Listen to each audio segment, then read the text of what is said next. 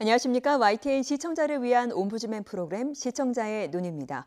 먼저 뉴스 진단 시간입니다. 이번 주에는 성범죄 사건의 처벌과 대책 관련 보도를 모니터했습니다. 최미듬 시청자 평가원과 사회부 이승윤 기자 나오셨습니다. 안녕하십니까? 네. 성범죄 사건 좀 끊어졌으면 좋겠는데 이번에 군대 내 성범죄가 또 발생을 했습니다. 평가원님은 관련 보도 어떻게 보셨나요? 네, 며칠 전 해군 장성이 부하 여군을 성폭행하려다 긴급 체포되었다는 소식이 전해졌습니다. 네. 지난 5월 국방부가 병역 내 성폭력 근절을 위한 성범죄 특별대책 TF 운영 결과를 발표하고 얼마 지나지 않아 발생한 터라 더욱 유감스러운 소식이었는데요.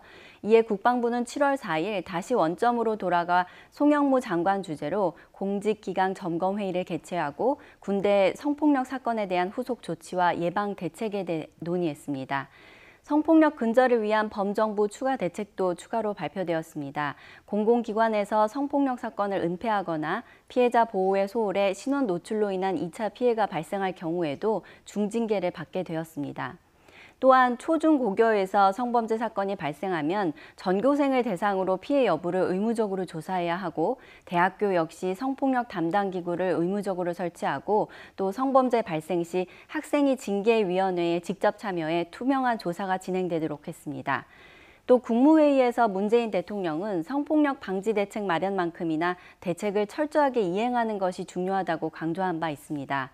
공직기강 점검회의와 정부의 성폭력 근절을 위한 추가 대책회의에서 발표된 다양한 성폭력 방지 대책에 대한 자세한 설명을 부탁드립니다. 네, 이른바 미투 운동이 활발하게 퍼지면서 이번에 경각심이 좀 생기지 않을까 하는 바람을 가졌었는데 그렇지는 않은가 봅니다. 현실에서는요. 지금 이번에 공직기강 점검회의, 정부의 성폭력 근절을 위한 추가 대책회의가 열렸는데 여기서 어떤 방안들이 나왔습니까? 네. 이번 대책은 지난 1월 말에 이 서지현 검사의 성추행 피해 폭로 이후 미투 운동이 번진 지난 5개월 동안 정부가 추진해온 각 분야 대책을 보완하기 위해서 마련됐습니다. 이 성폭력 근절을 위해서 가장 필요한 건 바로 피해자들이 2차 피해에 두려움 없이 고발할 수 있어야 한다는 것입니다. 이에 따라 공공부문에서는 이 공무원의 성희롱, 성폭력 사건을 관리자 등이 은폐하거나 피해자 보호 의무를 소홀히 하는 등 적극적으로 대응하지 않은 경우에 엄중히 처벌하는 징계하는 방안이 추진됩니다. 또 이 피해자가 요청을 하면 사건 조사 결과를 피해자에게 통보하도록 제도화하는 방안도 추진합니다. 민간 부문에서는 사업장 내 성희롱, 성차별 감독을 강화하기 위해 근로감독관을 늘리고 남녀 고용평등 전담 근로감독관 배치를 단계적으로 확대하기로 했습니다. 또 근로기준법을 개정해서 직장 내 성희롱 예방과 발생 시의 조치 사항을 취업 규칙에 기재하도록 했습니다. 지방고용노동관서에서는 이 외부 전문가가 참여하는 성희롱, 성차별 전문위원회를 운영하기로 했습니다. 이 교육 분야에서는 대학 성폭력 담당 기구 설치, 운영을 의무화하고 이 징계사안 발생 시에는 전수조사를 의무화하는 내용으로 이 초, 중, 고교에 성폭력 사건 처리 매뉴얼을 보급합니다. 또 이 교수의 성희롱, 성폭력에 대한 조사와 처벌이 투명하게 이루어지도록 학생 관련 사건의 경우에는 학생이 이 징계위원회에 직접 참여하는 방안도 제도화됩니다. 또 이 사립학교 교원에 대해서는 이 국공립교원과 동일한 수준의 징계 기준을 적용할 수 있도록 관련 법령 개정도 추진합니다. 지금까지는 이 사립학교 교원에 대해서는 이 징계권자의 재량에 따라서 이 징계 수위가 결정되다 보니 솜방망이 처벌 혹은 이 불투명한 처리에 대한 비판의 목소리가 그간 높았습니다. 네. 이윤택 연출가와 김기덕 감독을 비롯해서 유난히 성폭력이 심각한 것으로 나타났던 이 문화예술 부문에서는 신고 상담 창구를 상시 운영하고 그동안 접수된 이 특별 신고 상담센터의 신고 상담 사건을 분석해서 백서를 제작하기로 했습니다. 성희롱, 성폭력 가해자는 이 문화예술 분야 보조사업 심사 시에 심사위원회에서 배제하도록 관련 지침 역시 개정하기로 했습니다. 이 밖에도 정부는 성평등과 성희롱, 성폭력 근절 대책이 체계적으로 추진 개선되도록 이 주요 부처의 양성평등 전담 기능을 강화한다는 방침입니다. 아울러 이 성희롱 피해자에 대한 체계적인 구제 절차를 마련하기 위해서 성희롱 금지 및 피해 구제를 위한 단독 법률 제정도 추진하기로 했습니다.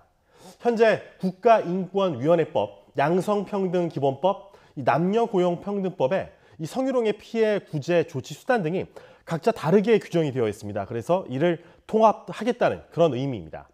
이 성폭력 근절 대책의 컨트롤 타워를 맡은 여성가족부는 각 분야 대책을 점검하고 현장 목소리를 반영해서 이 보완 대책을 발표했고 모두 19개 이르는 이 법률 개정 내용 등이 국민의 요구에 부응하는 대책들이 차질 없이 실행되도록 노력하겠다는 입장입니다. 여가부는 지난 3일 이 국무회의에서 이런 내용을 담은 이 관계부처 합동 성희롱 성폭력 근절 보완 대책을 문재인 대통령에게 보고한 상태입니다. 네, 지금 얘기를 한 것처럼 대책들 그리고 보완 대책까지 나온 상태이기 때문에 이게 얼만큼 잘 시행되느냐가 앞으로 잘 지켜봐야 될 내용이기도 한데요. 평가원님은 또 관련 보도 보면서 어떤 생각하셨습니까? 네, 미투 운동이 시작된 지 5개월째를 맞이했지만 그간의 여러 성범죄 사건에 대한 명확한 처벌 결과는 아직 발표되지 않고 있습니다.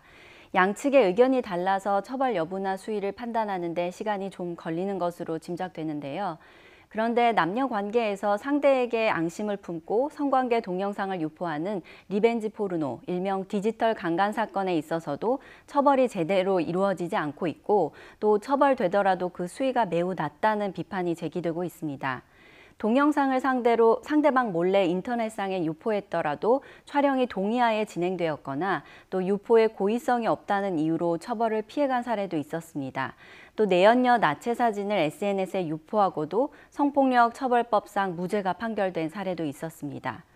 동영상 및 사진이 유포되는 사건의 경우에는 어떤 사이트에 얼마나 유포되었는지 정확히 알 수 없기 때문에 피해자가 그 고통을 평생 감내하며 살아야 합니다. 그럼에도 불구하고 처벌의 잣대가 피해자의 편에 마련되어 있지는 않는 것 같은데요.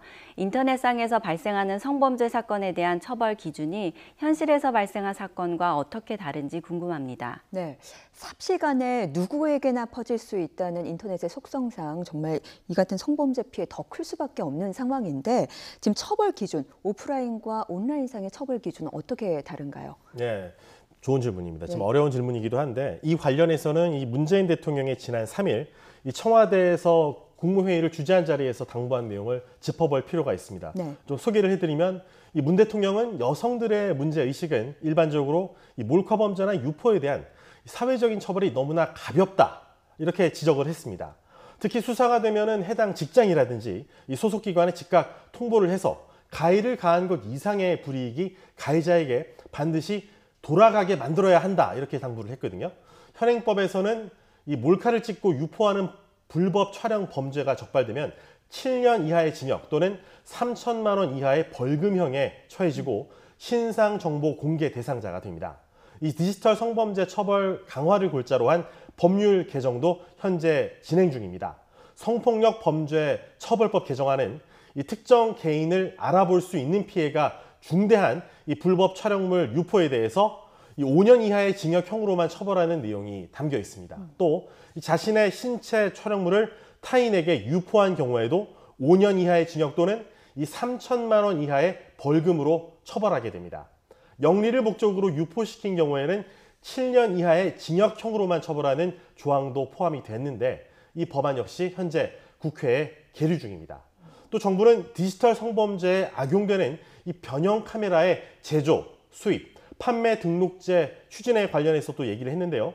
이 제조 단계에서 등록을 실시하고 유통 단계에서는 이 구매자 등록을 받음으로써 유통을 관리하는 방안을 추진하고 있습니다. 이 제조 방법 개시도 금지를 하고 위반하면 징역이나 이 벌금을 부과하는 변형 카메라 등록제 법안이 현재 국회에 제출된 상태입니다. 이 경찰은 불법 촬영물 범죄를 이 사이버 테러에 버금가는 사안으로 취급해서 수사를 하기로 했습니다. 그래서 이 해킹 사건을 원래 전담해왔던 경찰청과 이 지방경찰청 소속 사이버 테러 수사관 159명을 투입했습니다. 그동안 시민사회단체와 여성가족부, 방송통신심의위원회 등 관계기관과 단체로부터 제보받은 이 불법 음란 사이트가 무려 860곳입니다. 이곳들을 우선 수사한다는 방침입니다. 아울러 이 불법 음란 사이트와 SNS, 파일 공유 사이트 등에서 유포되는 이 불법 촬영물을 이 자동 탐지하고 이 방심위와 연계해서 신속하게 삭제하고 차단하는 이 추적 시스템을 오는 10월 가동 목표로 개발하고 있습니다. 과학기술정보통신부도 이 불법 영상물 차단 기술을 개발하고 있는 상태인데요. 인공지능의 음란물 정보를 미리 입력을 해서 이 학습을 시킨 뒤에 유통되는 영상이 불법 촬영물이다 이렇게 판단이 되면 파일 공유 사이트에 아예 올리지 못하게 미리 걸러내는 기술입니다. 이 디지털 성범죄 영상물과 관련해서 이 피해자가 방심위, 경찰청, 또 여가부 등의 삭제 요청을 하면 국내 사이트는 대부분 이런 시정 요구에 따라서 삭제 조치를 하고 있습니다. 하지만 문제가 되는 게 바로 해외 사이트입니다. 이 삭제 요청을 수용하지 않아서 방심위가 해당 사이트에 이 차단 조치를 하게 되는데 종종 이런 해외 사이트는 우회 페이지를 생성해서 또 몰카를 계속 유포하는 그런 문제가 계속 발생해 왔었습니다. 경찰은 이 외국에 서버를 둔 해외 음란 사이트 수사도 강화하기 위해서 이 미국 국토안보부 수사청과 협의를 진행하는 등 국제 공조도 강화한다는 계획입니다. 이 법무부도 미국, 일본 등과 양자 사법 공조 회의를 열어서 이 해외 사이트를 통한 몰카 유포를 더 이상 못하게 막는다는 방침입니다. 여성가족부도 최근 이 유엔 여성기구, 주한 미국 대사관과 이 국제 공조를 통한 디지털 성범죄 대응 방안을 논의했습니다. 앞서 지난 4월부터 여가부는 디지털 성범죄 피해자 지원 센터를 설치해서 국비로 이 몰카 피해 상담, 무료 소송, 의료비 지원 등을 제공하고 있고요. 2,200건의 불법 촬영물을 삭제 지원해 왔습니다.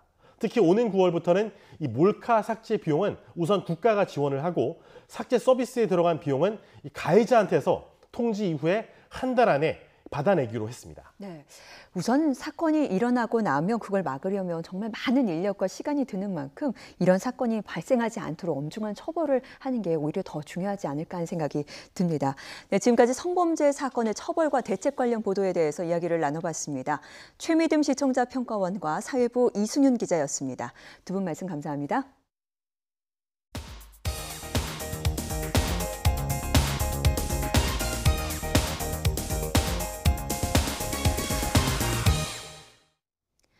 지상파 DMB 채널인 YTN DMB 프로그램을 평가하는 내가 본 YTN 순서입니다. 이번 주에는 지난 6월 28일에 있었던 YTN DMB 6월 시청자위원회 소식을 전해드리겠습니다. 주로 개표 방송을 그동안은 이제 누가 몇 표 이런 것만 좀 생각을 하면서 보다가 전체를 보니까 굉장히 다양한 아이디어들이 숨어 있을 수 있었구나, 이런 곳에 이런 걸 좀 확인하는 과정이었고요. 투표율이라든가 개표율 이런 것들에 적절하게 이 지역의 컨셉이라든가 그런 것을 연결해서 한 것도 그런 화면 구성도 굉장히 좋았고요. 그리고 처음에 이제 제주에서 출발해 갖고 이렇게 서울로 쭉 올라오는 그런 흐름들을 구성한 것, 그리고 주로 이제 1, 2등 중심의 강자 중심의 이런 결과들을 중심으로 보여줬는데 YTN 같은 경우는 어쨌든 5등까지 이렇게 쭉 보여주려고 적절하게 배치한 이런 부분도 보면서 YTN이 좀 소수자 감성들이 좀 높아지고 있는 건가, 이런 좀 긍정적인 생각도 개인적으로 해봤습니다. 개표 방송의 특성을 고려했을 때 조금 더 좀 긴장감 있게 속도감 있게 이렇게 진행되지 않은 것은 좀 아쉽긴 하더라. 그래서 저는 개인적으로는 좀 2부의 진행자들이 조금 속도감 있게 진행한가, 그런 게 개표 방송을 보기에는 조금 더 적절하다, 이런 생각을 좀 했고요. 진행자는 남녀 2분이 나오고 평론가 2분이 나와서 이렇게 쭉 이야기를 하는데 정말 좀 단조로웠어요. 그리고 패턴이 좀 변하지 않다 보니까 뭐 평론가가 바뀌긴 바뀌었는데 또는 뭐 진행자가 바뀌긴 바뀌었는데 그 어떤 구성이랄지 또 이야기하는 내용이 거의 뭐 달라지지 않았기 때문에 조금 긴장감이 많이 좀 떨어지고 지루한 느낌이었다, 그런 생각을 했습니다. 근데 이제 하나 이제 그 좀 좋은 점은 지역별 특징을 설명하는 화면들이 좀 다채롭게 구성이 되어 있다는 것은 좀 다른 물론 뭐 다른 방송사에서도 그런 시도를 많이 하는 것 같은데 다른 방송사하고 비교해 봤을 때도 YTN이 조금 차분하면서도 특징을 잘 설명해 줬다, 그런 면으로서는 좀 좋은 느낌을 받았습니다. 투표가 딱 마감이 되고 난 다음부터 이제 그 출구조사가 발표가 되고 실시간으로 각 정당의 모습이 나오고 하는 그런 상황들은 아직 그 앵커들이 사실 결과가 어떻게 나올지 모르니까 아직 준비가 되지 않고 순간 그 상황에 맞춰서 이제 멘트나 이런 것들이 나갔어야 됐던 것 같은데 사실 그런 부분들이 조금 이렇게 좀 자연스럽지 못하게 좀 말을 조금 더듬는 듯한 그런 느낌? 뭐 이렇게 지금 상황이 뭐 좀 이렇게 좀 부자연스럽다라는 그런 느낌을 조금 받았었습니다. 그래서 일단 투표 그 현장 상황은 되게 왠지 조금 흥분이 되는 그런 상황이었을 것 같아요. 당사자들이나 그다음에 이거 결과를 지켜보는 사람들이나. 그런데 그 진행되는 건 너무 잔잔하고 패널들도 뭐 그냥 덤덤하고 막 이러니까 조금 좀 그런 부분들이 좀 아쉽다는 그런 느낌을 좀 받았습니다. 시청률 경쟁이라는 관점에서 본다면 타 방송사에 비해서 이번 선거 개표 방송에 조금은 안이한 그런 편성과 운영 방식이 아니었나 하는 점이 좀 아쉽습니다. 그리고 프로그램 진행자를 좀 다양화했으면 좋지 않았을까라는 생각을 합니다. 그래서 기존에 원래 그 시간에 방송하던 그 프로그램의 앵커가 그대로 진행을 하면서 선거 개표 결과만을 꾸준히 이렇게 보여주고, 그러니까 계속해서 혼자서 리포트를 한다던가 그런 점이 조금 그 장거리 보도에 있어서는 좀 지루한 면이 없지 않았습니다. 그래서 타 채널로 이렇게 많은 시청률을, 그러니까 시청자들을 뺏기지 않았을까라는 어떤 그런 걱정도 되긴 합니다.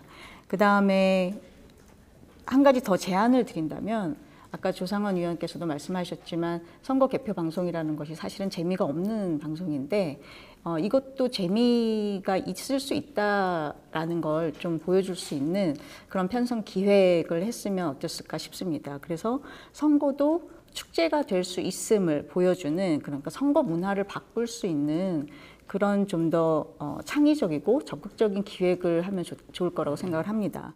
앞에서 우리 의원님들 말씀하신 것처럼 너무 단조롭고 마치 이게 라이브 방송임에도 불구하고 그 월드컵 경기를 북한에서 현장 소음 꺼버리고 진행자들이 이렇게 말하는 것처럼 그 현장의 그 생생함, 긴장감, 막 시비가 엇갈리는 그런 모습들이 그 리얼하게 전달되지 않고 차분해도 너무 차분한 아주 평온한 그런 개표 방송이 아니었는가. 이번에 또 하나 좀 아쉬웠던 것은 논평이나 질문이나 이런 부분에서 통상 선거의 승패를 광역단체장 또는 뭐 국회의원 재보궐선거 또 기초단체장까지는 통상 그렇게 이제 많이 언급을 하는데, 저는 이번에 개인적으로 아주 의미 있게 봤던 것은 아주 풀뿌리 조직이라고 할 수 있는 기초의원들. 아마 그 현재 여권 진영, 진보 진영에서 기초의원을 이긴 것은 아마 이번이 처음이 아닌가 싶어요. 왜냐하면 실제 이들이 손과 발이거든요. 조직에. 이 지형이 바뀐 것은 엄청난 사건임에도 불구하고 꼭 광역단체장 숫자, 기초단체 숫자만 잡고 집착하는 거 보면서 그런 풀뿌리에 대한 좀 심도 깊은 그런 해설이 좀 부족했다 하는 느낌이 들었습니다. 뭐 SBS라든지 KBS라든지 MBC라든지 하고 비교를 하자면 좀 엉성해 보이는 분도 있긴 했습니다. 그런데 이제 그거는 뭐 그쪽 물량 공세에 이제 맞서는 게 뭐 중과부재니까 뭐 어쩔 수 없다 치더라도, 그래도 가끔 가다 보면 조금 더 세심하게 신경을 썼으면 하고 하는 것도 있었습니다. 예를 들어서 박아웅 위원님이 말씀하신 대로 이제 사전에 좀 준비를 할 수 있지 않았을까 하는 것하고, 또 그 다음에 이제 보면 그 진행자들이 나와 있는데 뒤에 이제 배경 화면이 있는데 굉장히 좀 그 해상도 떨어지고 엉성하더라고요. 그래서 그런 것까지 좀 신경을 써줬으면 좀 더 낫지 않았을까. 그 일상적인 날의 그 정규 편성하고 큰 차이가 없었다 하는 게 좀 아쉬웠습니다. 그렇기 때문에 이제 좀 그 다소 그 개표 방송에 이라는 거에 대한 기대에 못 미치는 약간의 식상함 이런 것들도 있었고요. 그다음에 또 그 패널이 토의하는 내용, 패널이 이제 얘기하는 내용도 뭐 앞으로 뭐 이렇게 될 것이다, 저렇게 될 것이다. 뭐 사실 많은 부분에서 사람들이 그 예상하고 있는 것하고 크게 다른 얘기가 없었어요. 이제 그런 게 좀 아쉬웠고. 우선 시각적으로 봤을 때 지역별 투표율을 보여줄 때 그 전년 대비 증감, 숫자 표시 정보가 저는 되게 보기 좋았던 것 같아요. 잘 모르는 사람들 눈에 쏙 들어오네? 라는 생각이 들었고요. 그리고 지역 투표율 그 개별 보도 한 다음에 전체 지역 투표율의 집계 이거를 좀 그림으로 쉽게 이해할 수 있도록 보여주면은 이해하기도 쉽지 않았을까라는 생각이 들었고요. 그리고 노약자나 이제 저희 같이 정치에 관심이 적은 젊은 여성분들을 위해서 어느 투표를 어떻게 해야 됩니다. 이런 것에 대한 어떤 안내가 되게 오랫동안 보고 있었는데도 안 나와가지고 이걸 내가 알아서 검색을 해야 되는 상황인가? 라는 생각이 들었어요.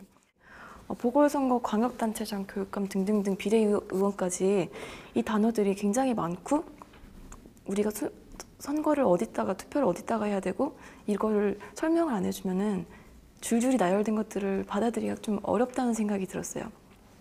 그래서 진짜 중요한 투표에 대해서는 알고 있지만 그 밑에 투표에 대해서는 굉장히 많은 제 주변 사람들이 이해를 못하고 있었어요, 여전히. 위원님들의 말씀과 제가 느낀 게 과연 개표 방송의 목적이 뭐였는가라는 것을 우리가 한번 생각할 필요가 있지 않겠느냐 이겁니다. 그러니까 지금 선거라고 하는 것은 어떻게 보면 풀뿌리 민주주의인데 아까 방화국 위원님 말씀하신 기초의원은 전혀 보도를 안 했습니다. 어느 방송국이든. 그러니까 YTN 또한 거기에 대한 고민이 없었던 거 아닌가. 그래서 이 선거라는 게 과연 무엇이냐. 아까 김소월 위원님 말씀을 하셨지만 20, 30대가 상당히 중요합니다. 제발 나가지 마시고 놀러 가지 마시고 투표하십시오. 라고 함에도 불구하고 그만큼 우리가 20, 30대 분들은 너무 소홀히 하지 않았나. 그러니까 항상 보는 대로만 봅니다. 이렇게 여태까지 개표 방송은 이랬다. 라는 틀 속에서만 계속 진행되지 않았나.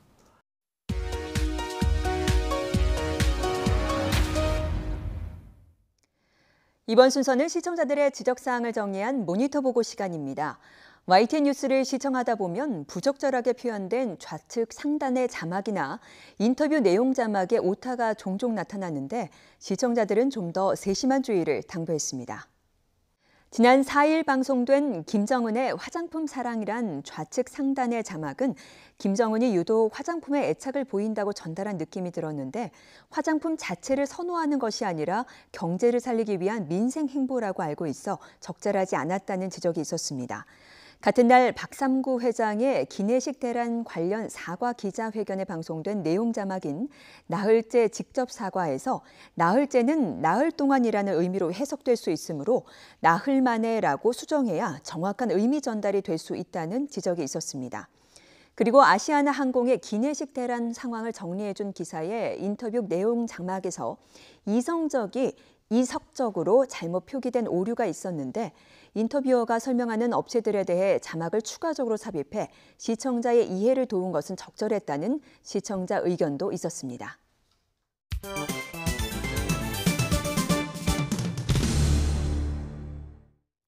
언론 전문가로부터 우리 언론의 문제점과 발전 방향 등을 들어보는 매체 비평 시간입니다.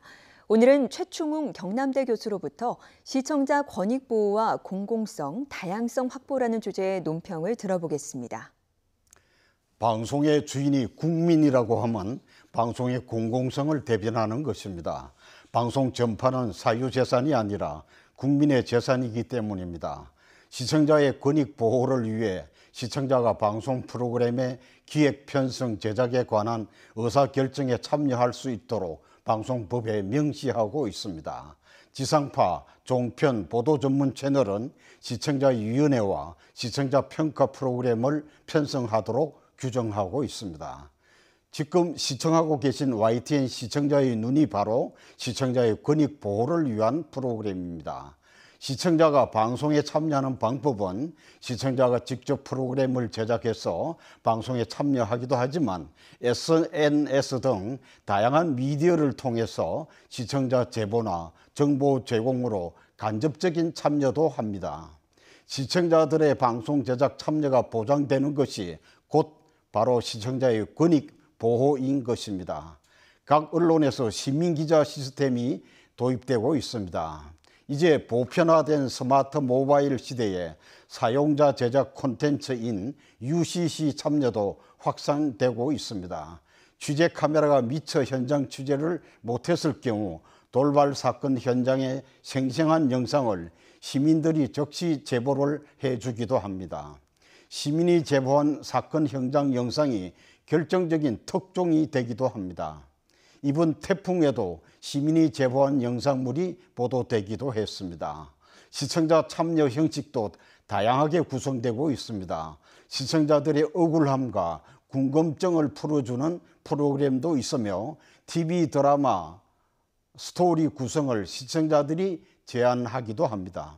이렇게 시청자의 방송 참여는 직접적이고 감정적으로 다양한 형태로 이루어집니다. 최근 예능 프로그램에서도 시청자 참여 구성이 대폭 늘어나고 있습니다. 프로그램의 다양화라는 점에서 긍정적인 면도 있습니다만 검증이 안 된 시청자 참여로 예상치 못한 돌발적인 상황이 우려됩니다. 각 방송사는 갈수록 급증되는 시청자 제보 시스템에 대한 매뉴얼 정비가 요구됩니다. 진정한 의미의 시청자 참여는 시청자의 의견과 독창성이 수용되고 다양성이 확보돼야 합니다. 특히 소외계층과 사회적 약자들의 목소리를 적극적으로 담아내어 공공의 이익과 시청자 권익이 보장돼야 하겠습니다. 현재 방송통신위원회에서 운영하는 각 지역의 시청자 미디어 센터를 최대한 활용해서 시청자 미디어 교육과 장애인, 다문화 가정 등 미디어 격차 해소가 이루어져야 합니다. 아울러 계층별로 맞춤형 미디어 교육을 통해서 전 국민 대상의 평생 교육으로 확대해 나가야 할 것입니다. 시청자 참여 확대는 방송의 다양성과 공공성을 가늠할 수 있는 척도입니다. 시청자의 권익 보호를 위해서 시청자의 시각을 다양한 영역에서 반영하고 시청자 참여 기회를 확대해야 하겠습니다. 시청자의 눈은 시청자 여러분의 참여를 기다리고 있습니다. YTN 홈페이지 시청자 의견 코너에 글을 남겨주시면 좀 더 정확하고 공정한 방송을 만드는 데 참고하겠습니다.